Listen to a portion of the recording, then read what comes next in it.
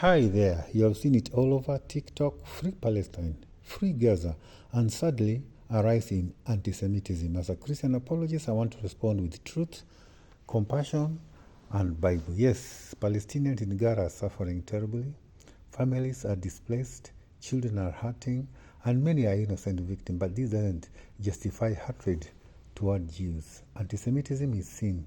Both Palestinians and Israelis are made in the image of God and deserve dignity. The Bible commands us, pray for the peace of Jerusalem. That doesn't mean that we ignore Palestinian suffering. It means we recognize that God has a covenant plan for Israel, and yet God's heart is for all nations, including Arabs, to know his peace through Christ. Being pro-Palestinian does not mean being anti-Semitic. And supporting Israel doesn't mean you hate Arab. We must reject slogans that spread hate and instead stand for justice, truth, and reconciliation. The Holocaust taught us where unchecked anti-Semitism leads: never again. Friends, true peace will never come from politics, protest, or even war.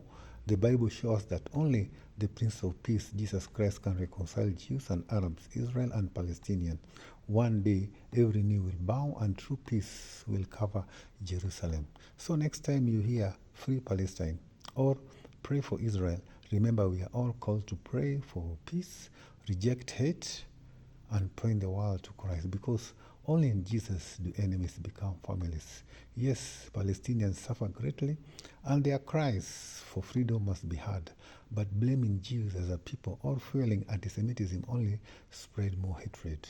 As Christians, we must love both Israelis and Palestinians because both are made in the image of God. Friends, the Bible calls us to pray for the peace of Jerusalem. God has a covenant purpose for Israel, but that doesn't mean we ignore the suffering of others. The Middle East conflict shows prophecy unfolding, reminding us Jesus is coming soon. So, when we say pray for Israel, it doesn't mean that we are against Palestinians. It means we recognize God's plan in history and we ask for peace for all Jews and Arab alike. The Holocaust shows us the evil of unchecked anti-Semitism. Today, hatred against Jews is rising against globally under slogans like "From the river to the sea."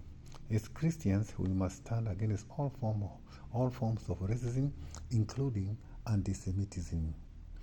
Political solutions have failed for decades. The ultimate solution is Christ, who alone can reconcile Jews and Arab, Israel and the Palestinians. So, my friend, true peace will not come through war or protest, but through the Prince of Peace, Jesus Christ. Thank you so much for listening, and may God bless you.